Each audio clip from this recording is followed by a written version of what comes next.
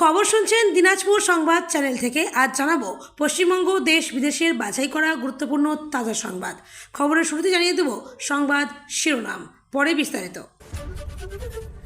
রাম মন্দির অনুদান বিতর্কে পারদ তুঙ্গে, অখিলেশের 4C ফর্মুলার পাল্টা যোগীর চ্যালেঞ্জ।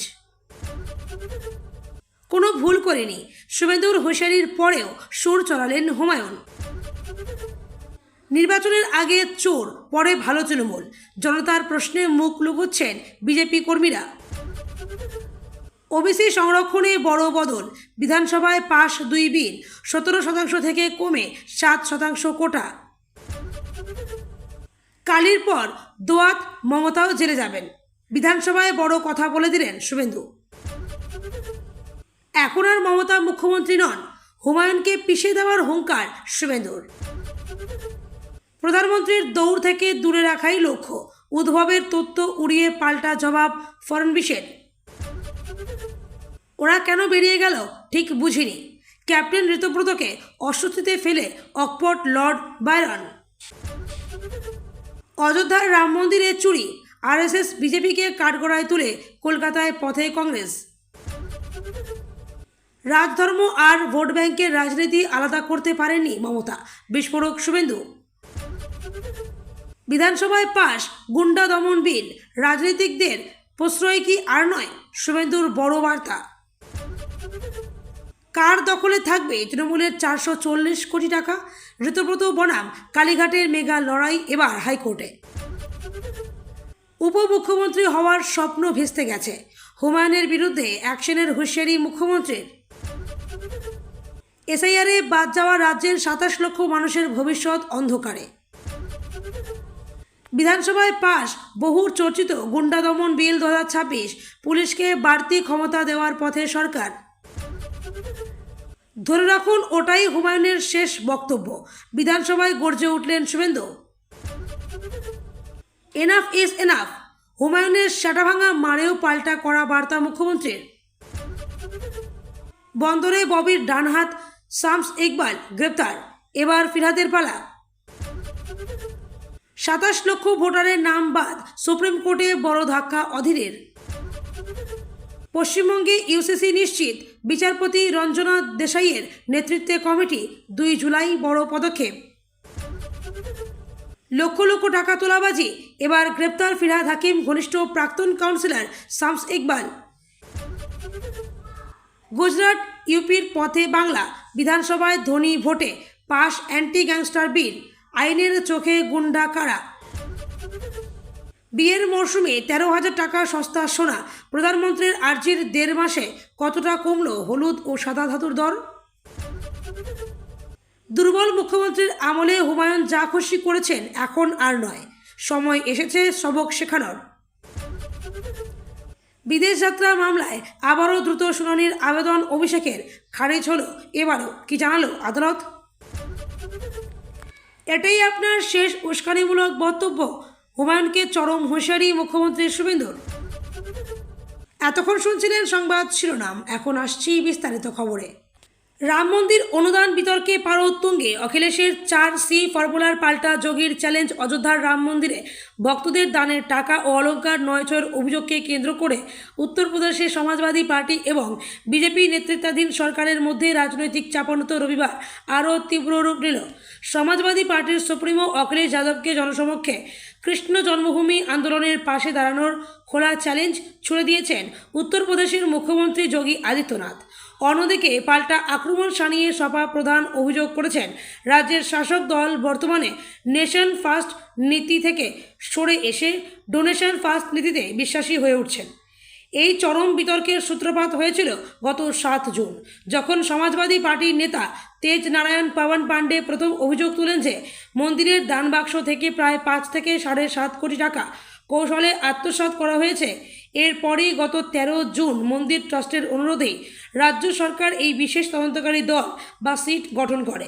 বিজেপি তীব্র আক্রমণ অখিলেশ যাদবের। উত্তরপ্রদেশের যোগী আদিত্যনাথ সরকারের বিরুদ্ধে আক্রমণ আরও শানিত করে এবার বিজেপির 4C ফর্মুলা পাশ করলেন সমাজবাদী পার্টি প্রধান অখিলেশ যাদব।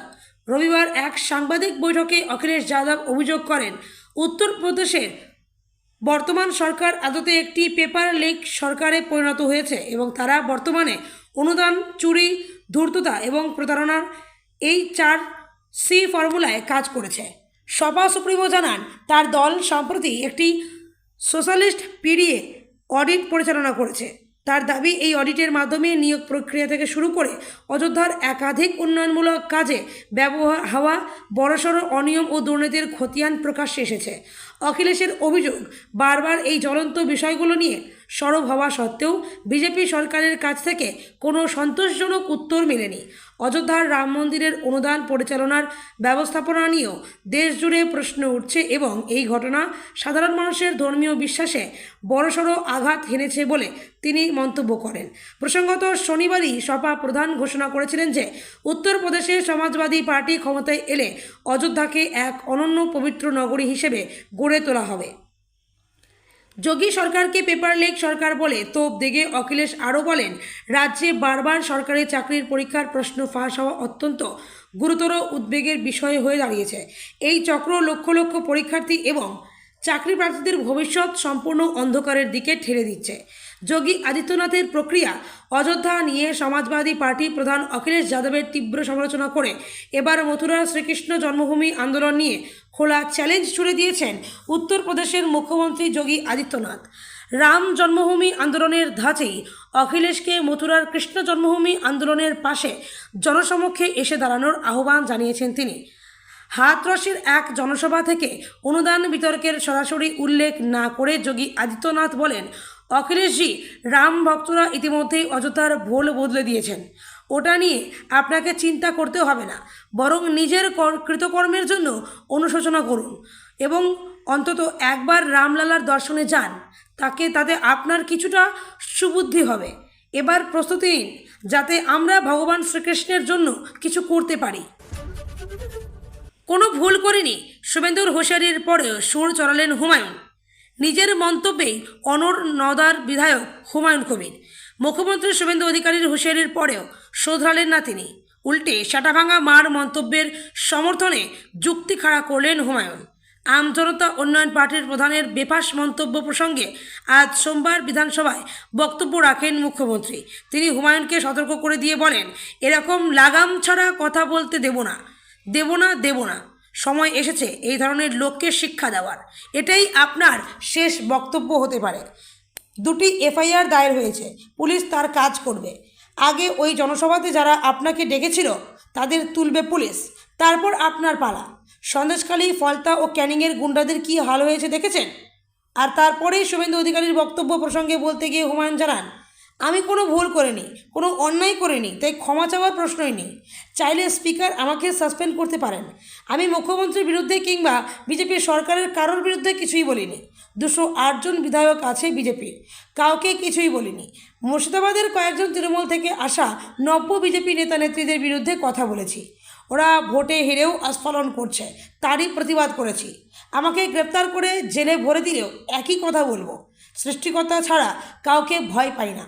এফআইআর হোক আর যাই হোক, কুছ পরোয়া নেই। আগাম অন্তর্বর্তী জামিনের আবেদনও করব না। গত শনিবার মুর্শিদাবাদের রেজিনগরে একটি জনসভা থেকে আমজনতা উন্নয়ন পার্টির বিধায়ক হুমায়ুন কবির বলেছিলেন, বিজেপি জিতেছে, সরকার গড়েছে, ভালো কথা, কিন্তু মুর্শিদাবাদে হেরেও 2-1 জন বিজেপি নেতা এমন আস্ফালন দেখাচ্ছেন যেন তারাই বিধায়ক। এই আস্ফালনটা কমান। আমি যখন মুসলমানদের জড়ো করে সাটাভাঙা মার্চ শুরু করব না, পালানোর পথ পাবেন না। কেস দেবেন, ওরকম কেস আমাদের অনেক আছে। আমাদের সঙ্গে বেশি পাঙ্গা নেবেন না। আমার মাথা যেদিন গরম হয়ে যাবে সেদিন আমি এসপি, চিফ মিনিস্টার এসব কিছু বুঝবো না। আমরা রাজশক্তির বিরোধিতা করতে চাই না, সম্মান দিতে চাই, কিন্তু এখানে হেরেও যদি ওরা ঝামেলা বাঁধানোর চেষ্টা করে তাহলে ছাড়ব না। আমি নিজেই নেতৃত্ব দেব। তার এই মন্তব্যকে কেন্দ্র করেই বিতর্ক শুরু হয়। হুমায়ুনের বিরুদ্ধে থানায় অভিযোগ দায়ের হয়। এই অভিযোগের ভিত্তিতেই এফআইআর দায়ের করেছে পুলিশ। শুরু হয়েছে তদন্ত। নির্বাচনের আগে চোর, পরে ভালো তৃণমূল। জনতার প্রশ্নে মুখ লুকোচ্ছেন বিজেপি কর্মীরা। ভোটের আগে সারা রাজ্যের মতো বারাসাত, বসিরহাটেও তৃণমূলের চুরি দুর্নীতি নিয়ে সোচ্চার হয়েছিল বিজেপি, কিন্তু ভোট মিটতেই সেই সুর যেন অনেকটাই মিইয়ে গিয়েছে। নির্বাচনী প্রচারে তৃণমূলের যেসব নেতার বিরুদ্ধে কাটমানি আর দুর্নীতির গুচ্ছ অভিযোগ তুলেছিল বিজেপি, পরিবর্তিত পরিস্থিতিতে তাদের বিরুদ্ধেই নীরব গেরুয়া শিবির। রাজনৈতিক মহলের মতে এতদিনকার দুর্নীতিবাজ তৃণমূল নেতারা বিজেপির অন্দরে এখন ভালো তৃণমূলের তকমা পেয়েছেন। তাই এই গেরুয়া শিবিরের এই নীরবতা বিধানসভা ভোটের সময় প্রতিটি জনসভায় বিজেপি পালা করে হুঁশিয়ারি দিত, ক্ষমতায় এলেই চোরদের জেলের ভাত খাওয়ানো হবে বলে। বারাসাত পৌরসভার কাউন্সিলর থেকে শুরু করে বসিরহাটের প্রভাবশালী নেতা কাউকেই রেয়াত করা হবে না, কিন্তু ভোট মিটতেই প্রতিশ্রুতি আলমারিতে বন্দী। অভিযুক্ত নেতারা বহাল তবিয়তে রয়েছেন, তাদের বিরুদ্ধে কোনো আইনি বা প্রশাসনিক তৎপরতা তো দূরের কথা, কোনো জোরালো দাবিও শোনা যাচ্ছে না বিজেপির নেতাদের মুখে। ফলাফল ঘোষণার পর সপ্তাহখানেক জিরো টলারেন্সের কথা বললেও এখন সেই বার্তা শীত ঘুমে চলে গিয়েছে বলে আক্ষেপ শোনা যাচ্ছে বিজেপির একাধিক কর্মী সমর্থকের মুখে। তাদের দাবি, বারাসাতের একাধিক তৃণমূল নেতার জ্বালায় মানুষ অতিষ্ঠ হয়ে উঠেছিল। তোলাবাজি থেকে ক্লাব দখল, কোনো কিছুই বাকি রাখেননি তারা। কয়েকজন কাউন্সিলরের বিরুদ্ধে বেআইনিভাবে জায়গা দখলের অভিযোগ হয়েছে। বিজেপি নেতারা সবটা জানার পরও নীরব কেন? এই প্রশ্নে ক্ষোভ বাড়ছে কর্মীদের মধ্যে। দলের এই মনোব্রত নিয়ে নিচুতলার কর্মীদের মধ্যে অসন্তোষ ঊর্ধ্বমুখী। নাম প্রকাশ্যে অনিচ্ছুক বারাসাতের এক বিজেপি কর্মী বলেছিলেন, আমরা মানুষের কাছে গিয়ে দুর্নীতির বিরুদ্ধে ভোট চেয়েছিলাম। এখন সাধারণ মানুষ যখন সেই সব নেতার বিরুদ্ধে পদক্ষেপ সম্পর্কে প্রশ্ন করেন, তখন মুখ লুকানো ছাড়া উপায় থাকছে না। তার আরও যুক্তি, এই জেলার বনগাঁয় তৃণমূলের একের পর এক নেতা গ্রেপ্তার হচ্ছেন, কিন্তু বারাসাতের ক্ষেত্রে দলের এই মনোব্রত কেন? একই প্রশ্ন বসিরহাটের বিজেপি কর্মীদেরও। এখন এই দুই মহকুমার মানুষের একটাই প্রশ্ন, ভালো তৃণমূল হয়ে গেলেই কি 7 খুন মাপ? বিষয়টি নিয়ে বিজেপির রাজ্য কমিটির সদস্য তথা বারাসাতের নেতা তাপস মিত্র বলেন, কোনো দুর্নীতিগ্রস্ত তৃণমূল নেতাই রেহাই পাবে না, দেখতে থাকুন কি হয়। ওবিসি সংরক্ষণে বড় বদল, বিধানসভায় পাশ 2 বিল, 17% থেকে কমে 7% কোটা। কলকাতা হাইকোর্টের নির্দেশ মেনে অবশেষে পশ্চিমবঙ্গ বিধানসভায় পাশ হয়ে গেল ওবিসি সংরক্ষণ সংক্রান্ত 2টি গুরুত্বপূর্ণ সংশোধনী বিল। সোমবার রাজ্য বিধানসভায় এই বিল নিয়ে ভোটাভুটি বা ডিভিশন ভোট হয়, যেখানে বিলের পক্ষে গড়ে 186টি ভোট এবং বিপক্ষে পড়ে মাত্র 17টি ভোট। 6 জন বিধায়ক ভোটদান থেকে বিরত ছিলেন। তবে এই বিল পাশের প্রক্রিয়াকালীন বিধানসভা কক্ষ থেকে ওয়াকআউট করেন বিরোধী দলনেতা ঋতব্রত বন্দ্যোপাধ্যায় নেতৃত্বাধীন বিক্ষুব্ধ তৃণমূল কংগ্রেস বিধায়কদের একাংশ। আর এরপরেই রাজ্য রাজনীতিতে জোর চর্চা শুরু হয়। পাশ হলো কোন 2টি বিল? তৃণমূল সরকারের জামানায় 2012 সালের ওবিসি সংরক্ষণ সংক্রান্ত আইন সংশোধনের লক্ষ্যে সোমবার বিধানসভায় 2টি সংশোধনী বিল পেশ করে বর্তমান সরকার। বিল 2টি হল West Bengal backward classes other than schedule caste and schedule tribe reservation of vaccines in services and post amendment bill 2026 এবং 2 the West Bengal commission for backward classes bill 2026। রাজ্যের অনগ্রসর শ্রেণী কল্যাণ মন্ত্রী গৌরীশঙ্কর ঘোষ বিধানসভায় এই বিল 2টি উত্থাপন করেন, আর তারপরেই নাটকীয়ভাবে পাশ হয়ে যায়। হাইকোর্টের নির্দেশ মান্য, কোটা নামল 7%। বিলটি পেশ করার সময় মন্ত্রী গৌরীশঙ্কর ঘোষ স্পষ্ট জানান, এই সংশোধনের পেছনে কোনো রাজনৈতিক উদ্দেশ্য নেই। সম্পূর্ণভাবে কলকাতা হাইকোর্টের রায় ও নির্দেশিকাকে মান্যতা দিয়েই এই পদক্ষেপ করা হয়েছে। আদালতের নির্দেশ মেনে ওবিসি সংরক্ষণের কাঠামো পুনর্গঠন করে পূর্বের 17% থেকে কমিয়ে বর্তমানে 7% করা হয়েছে। এর পাশাপাশি মোট ওবিসি তালিকাও সংশোধন করা হয়েছে। মন্ত্রী জানান, অতীতে কোনো রকম ফিল্ড সার্ভে বা সমীক্ষা ছাড়াই ওবিসি তালিকায় অন্তর্ভুক্ত করা 113টি সম্প্রদায় বা শ্রেণীকে তালিকা থেকে বাদ দেওয়া হয়েছে। বিভিন্ন সমীক্ষার ওপর ভিত্তি করে বৈধভাবে তালিকায় থাকা 66টি উপশ্রেণীকে বহাল রাখা হয়েছে। তিনি আরও যোগ করেন, ভবিষ্যতে অনগ্রসর শ্রেণী কমিশন যদি কোনো সম্প্রদায়কে ওবিসি তালিকাভুক্ত করার প্রয়োজনীয়তা মনে করে, তবে তারা তদন্ত করে রাজ্য সরকারকে সুপারিশ করতে পারেন। পূর্ববর্তী সরকার কমিশনকে এড়িয়ে কাজ করায় হাইকোর্টে আগের প্রক্রিয়াটি বাতিল করেছিল। বিধানসভার অন্দরে ভোটাভুটি ও রাজনৈতিক তরজা। বিলটি পেশ হতেই শাসক ও বিরোধী শিবিরের মধ্যে তুমুল তরজা শুরু হয়। পরিস্থিতি বিবেচনা করে স্পিকার ভোটাভুটির নির্দেশ দেন, যেখানে 186 জন বিধায়ক বিলের সমর্থনে এবং 17 জন বিপক্ষে ভোট দেন। কালির পর দোয়াত, মমতাও জেলে যাবেন। বিধানসভায় বড় কথা বলে দিলেন শুভেন্দু। আগেই তৃণমূল দুই ভাগে বিভক্ত হয়ে গিয়েছে, আর তারপর 21শে জুলাই কারা পালন করবে সেই নিয়ে দুই তৃণমূলের মধ্যেই চর্চা অব্যাহত। এর মধ্যে কালীঘাটপন্থী তৃণমূল আগে ভাগেই চলে গিয়েছিল ভিক্টোরিয়া হাউসের সামনে 21শে জুলাইয়ের সভার জন্য। উপস্থিত ছিলেন বেলেঘাটার তৃণমূল বিধায়ক কুণাল ঘোষ, ছিলেন দোলা সেনরা। কার অনুমতি নিয়ে সেখানে তারা গিয়েছিলেন এই নিয়ে সোমবার বিধানসভা অধিবেশনে প্রশ্ন তুলেছেন মুখ্যমন্ত্রী শুভেন্দু অধিকারী। শুধু তাই নয়, প্রাক্তন মুখ্যমন্ত্রী মমতা বন্দ্যোপাধ্যায়কে নিয়েও দিলেন বার্তা। ঘুরিয়ে মুখ্যমন্ত্রী কি প্রাক্তন মুখ্যমন্ত্রীকে গ্রেপ্তারির বার্তা দিলেন, উঠছে প্রশ্ন। এদিন তালাতলায় কারখানা বিপর্যয়ের নাম জড়ায় ফিরহাদ হাকিম ঘনিষ্ঠ কালীচরণ বন্দ্যোপাধ্যায়ের। বর্তমানে তিনি জেলে। তোলাবাজির অভিযোগে গ্রেপ্তার করা হয়েছে তাকে। এই নিয়ে বিধায়ক কুণাল ঘোষ আবার ববি হাকিমের গ্রেপ্তারির দাবি তুলেছিলেন।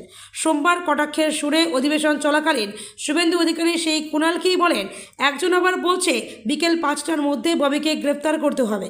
মুখ্যমন্ত্রী তখন কুণালের দিকে তাকিয়ে বলেন যে তাহলে তিনি এসে শুভেন্দুর চেয়ারে বসুন। এরপরে কথায় কথায় তিনি বলতে শুরু করেন, আর একজন বলছেন কালি তো গেছে, দোয়াত আর পেন যায়নি কেন? আরে পেন যদি ফিরহাদ হাকিম হয় তাহলে দোয়াতের নাম মমতা বন্দ্যোপাধ্যায়। কালির সঙ্গে যদি পেনও যায় তাহলে দোয়াতকেও যেতে হবে, একসঙ্গে সবাইকে যেতে হবে। পরক্ষণেই আশ্বস্ত করে মুখ্যমন্ত্রী বলেন, কিন্তু এই সরকার প্রমাণ ছাড়া কিছু করবে না। জোগাড় করছি প্রমাণ, থাকলে কাউকে ছাড়ব না। আমরা কোনো ভদ্রলোকের বিরুদ্ধে কিছু করব না।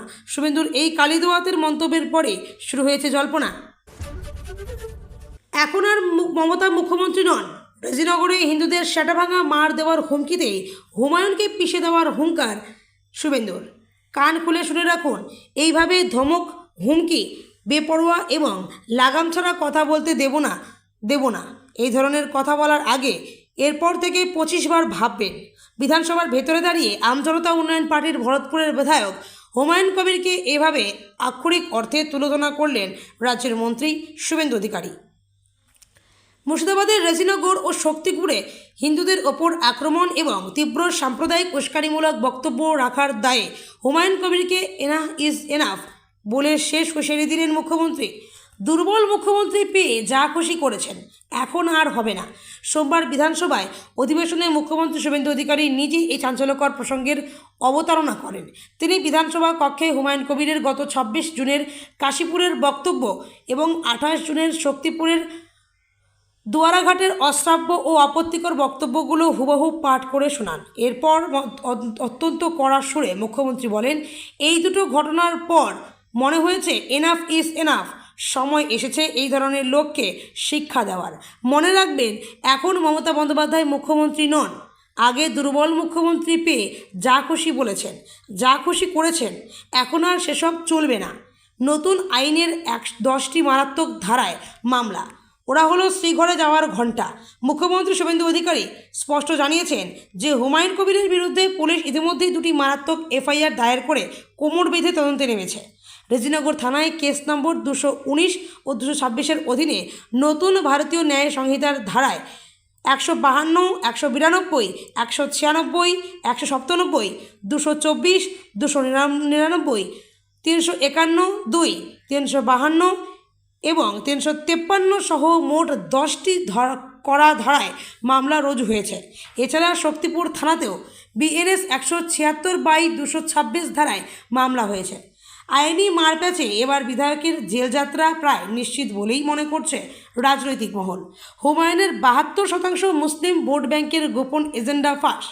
মুখ্যমন্ত্রী শুভেন্দু অধিকারী শুধু হুঁশিয়ারি দেননি, বরং হুমায়ুন কবির কেন হঠাৎ এমন উগ্র সাম্প্রদায়িক বিষ ছড়াচ্ছেন তার ভেতরের আসল পলিটিক্যাল এজেন্ডা ফাঁস করে দিয়েছেন। মুখ্যমন্ত্রী বলেন, প্রথম এজেন্ডা, ভরতপুর, রেজিনগর ও নওদার সমস্ত নির্বাচিত পঞ্চায়েত জোর করে ভেঙে নিজের কুক্ষিতগত করতে চেয়েছিলেন হুমায়ুন, কিন্তু তা পারেননি। দ্বিতীয় এজেন্ডা, নিয়ম মেনে রেজিনগর আসন থেকে পদত্যাগ করার পর আগামী 2 থেকে 3 মাসের মধ্যে সেখানে উপনির্বাচন হতে চলেছে। ওই আসনে নিজের ছেলেকে প্রার্থী করে জেতাতে চান হুমায়ুন। আর সেই কারণেই ওই অঞ্চলের 72% মুসলিম ভোট ব্যাংকে সস্তা মেরুকরণের মাধ্যমে নিজের দিকে টানতেই এই বিপজ্জনক খেলা খেলছেন তিনি। শাহজাহান ও পুষ্পার উদাহরণ টেনে চরম হুঁশিয়ারি। 1 সপ্তাহে মুর্শিদাবাদ যাচ্ছেন মুখ্যমন্ত্রী। বক্তব্যের ব্রেশ টেনে সন্দেশখালীর শেখ শাহজাহান এবং ভাঙড়ের গুন্ডাদের লাইনে আনার প্রসঙ্গ মনে করিয়ে দেন মুখ্যমন্ত্রী। একই সঙ্গে পুষ্পা রাজের অবসান টেনে শুভেন্দু অধিকারী বলেন, সন্দেশখালিতে একজন ছিল জীবনতলার গুন্ডা, একজন ছিল আর একজন ছিল পুষ্পা। এখন এমন ঝুঁকেছেন যে খালি পায়ে ছোট প্যান্ট পরে কান ধরে উঠবোস করতে হচ্ছে। ভারতের আইন শেষ কথা বলে। মুখ্যমন্ত্রী সাফ জানান তিনি আগামী এক সপ্তাহের মধ্যে নিজে মুর্শিদাবাদ যাচ্ছেন এবং এই ধরনের সমাজ ও রাজ্যের জন্য ক্ষতিকারক কাজ বরদাস্ত করা হবে না। কি বলেছিলেন হুমায়ুন কবির? প্রধানমন্ত্রীর দৌড় থেকে দূরে রাখাই লক্ষ্য। উদ্ভবের অপারেশন দেবেন্দ্র তথ্য উড়িয়ে পাল্টা জবাব ফড়নবীশের। মহারাষ্ট্র শিবসেনার উদ্ধব ঠাকরে শিবিরে চলমান বিদ্রোহ ভাঙনের আবহে সপ্তাহান্তে মহারাষ্ট্রের রাজনীতিতে নতুন করে তীব্র বাকযুদ্ধ শুরু হলো।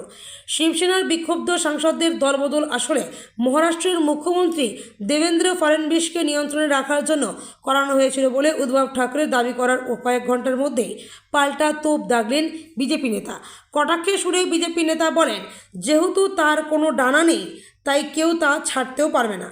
সম্প্রতি উদ্ধব ঠাকরে তার শিবিরের সেই 6 সাংসদের নির্বাচনী এলাকায় সফরে গিয়েছিলেন, যারা দল ছেড়ে একনাথ শিন্ডের নেতৃত্বাধীন শিবসেনায় যোগ দিয়েছেন। সেখানে এক জনসভায় উদ্ধব দাবি করেন এই সাংসদদের দলবদলের নেপথ্যে আসলে অপারেশন দেবেন্দ্র কাজ করেছিল। তিনি কটাক্ষ করে বলেন, কোনো নির্বাচন না থাকা সত্ত্বেও এই সাংসদদের দলবদল করানো হলো, কিন্তু তারা বিজেপিতে যোগ দিলেন না কেন? আমার সন্দেহ এর পেছনে আসলে অপারেশন দেবেন্দ্র রয়েছে। তিনি আরও বলেন, কেন্দ্রীয় স্বরাষ্ট্রমন্ত্রী তথা বর্ষিয়ান বিজেপি নেতা অমিত শাহ হয়তো এই গোটা ছকটি সাজিয়েছেন, যাতে ফড়নবীশকে একটি নির্দিষ্ট গণ্ডির মধ্যে আটকে রাখা যায় এবং তিনি যাতে ভবিষ্যতে প্রধানমন্ত্রীর দৌড় থেকে ছিটকে যান। উদ্ভবের এই মন্তব্যের পরদিনই পাল্টা প্রতিক্রিয়া দিয়ে দেবেন্দ্র ফড়নবীশ স্বভাবসিদ্ধ ভঙ্গিতে বলেন, আমি একজন সাধারণ মানুষ, আমার কোনো ডানা নেই, তাই তা ছাড়ার প্রশ্ন ওঠে না। আমার সঙ্গে মহারাষ্ট্রের 14 কোটি মানুষের এবং আমার দলের শীর্ষ নেতৃত্বের আশীর্বাদ রয়েছে, তাই চিন্তার কোনো কারণ নেই। শিবরাজ চৌহানের সঙ্গে তুলনা টেনে বিজেপিকে তোপ উদ্ধব ঠাকরের। গত সপ্তাহে মুম্বাই থেকে নাগপুর যাওয়ার পথে একই বিমানে পাশাপাশি সফর করতে দেখা গিয়েছিল উদ্ধব ঠাকরে এবং মুখ্যমন্ত্রী দেবেন্দ্র ফড়নবীশকে, যার একটি ভিডিও সোশ্যাল মিডিয়ায় রীতিমতো ভাইরাল হয়েছিল। শনিবার মধ্য মহারাষ্ট্রের হিঙ্গোলিতে দলীয় কর্মীদের এক সমাবেশে সেই বিমান যাত্রার প্রসঙ্গ টেনে উদ্ধব ঠাকরে দাবি করেন, সফর চলাকালীন ফড়নবীশকে অত্যন্ত অসহায় এবং আত্মবিশ্বাসহীন দেখাচ্ছিল। মধ্যপ্রদেশের প্রাক্তন মুখ্যমন্ত্রীর উদাহরণ টেনে উদ্ধব বলেন, ঠিক যেভাবে মধ্যপ্রদেশে বিজেপির জয়ের মূল কারিগর হওয়া সত্ত্বেও শিবরাজ সিং চৌহানকে এক কোণে সরিয়ে দেওয়া হয়েছিল, ফড়নবীশের ক্ষেত্রেও ঠিক একই জিনিস হতে চলেছে। তিনিও এখন কোণঠাসা হওয়ার পথে এগোচ্ছেন। শিবসেনা শিবিরের 6 সাংসদকে ভাঙিয়ে নেওয়ার ঘটনাকে কটাক্ষ করে উদ্ধব ঠাকরে আরও বলেন, 6 সাংসদ চুরি করার এই অপারেশনটি কোনো অপারেশন টাইগার নয়, বরং এটি আসলে অপারেশন দেবেন্দ্র। ফড়নবীশের ডানা ছাড়তে এই ছক কষা হয়েছে। বিজেপিতে যারাই প্রধানমন্ত্রী পদের দাবিদার হওয়ার মতো শক্তিশালী হয়ে ওঠেন, দল তাদেরই এক কোণে সরিয়ে দেয়। পাল্টা জবাব দেবেন্দ্র ফড়নবীশের। রবিবার পালঘরে সাংবাদিকদের মুখোমুখি হয়ে উদ্ধব ঠাকরের বিমান যাত্রার মন্তব্য শুনে রেশ